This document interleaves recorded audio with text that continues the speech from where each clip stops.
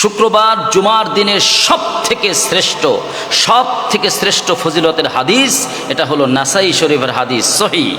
নবী করিম সাল্লাল্লাহু আলাইহি ওয়াসাল্লাম ইরশাদ করেছেন, عن عوس بن عوس رضي الله تعالى عنه قال قال رسول الله صلى الله عليه وسلم من اغتسل يوم الجمعة وغسل وابتغر ومشى ولم يركب।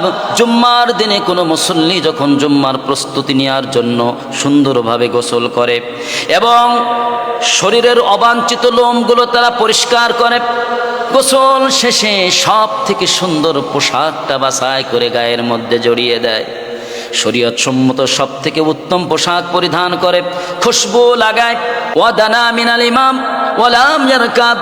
আর যখন মসজিদে আসে মাশা পায়ে হেঁটে হেঁটে আসে, কোনো যানবাহনে চড়ে আসে না, মোটর সাইকেলে আসে না, বাহনের উপরে আসে না, পায়ে হেঁটে হেঁটে আসে। দানা মিনাল ইমাম, ইমাম সাহেবের কাছাকাছি বসার চেষ্টা করে, ওয়ালাম ইয়ালগু, অনর্থক কোনো কাজ করে না, ফ্যানের দিকে তাকায় না, ঘড়ির দিকে তাকায় না, জানালার দিকে তাকায় না, চাতক পাখির ন্যায় খতিব সাহেবের মুখের দিকে তাকিয়ে থাকে। কি টপিকসে আলোচনা করেছে খতিব সাহেব মনোযোগ সহকারে শ্রবণ করে।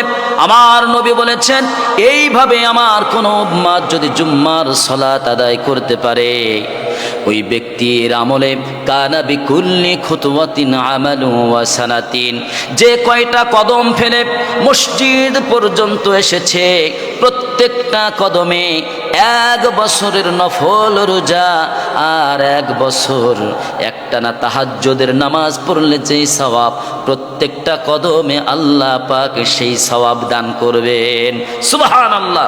এর থেকে বড় ফজিলতের কোন হাদিস জুম্মার দিনের জন্য আল্লাহ পাক আমাদের জন্য পাঠান নাই, আমাদের নবীও আমাদেরকে জানান নাই। সুতরাং এই হাদিস অনুযায়ী আসুন আমরা পবিত্র হয়ে পরিষ্কার পরিচ্ছন্ন হয়ে এইভাবে যদি আমরা প্রত্যেক জুমার সালাতের জন্য যাই, প্রত্যেক কদমে 1 বছরের নফল রোজা, 1 বছরের তাহাজ্জুদের সওয়াব আল্লাহ পাক আমাদেরকে দান করবেন।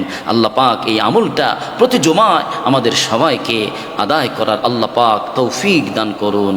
আমিন।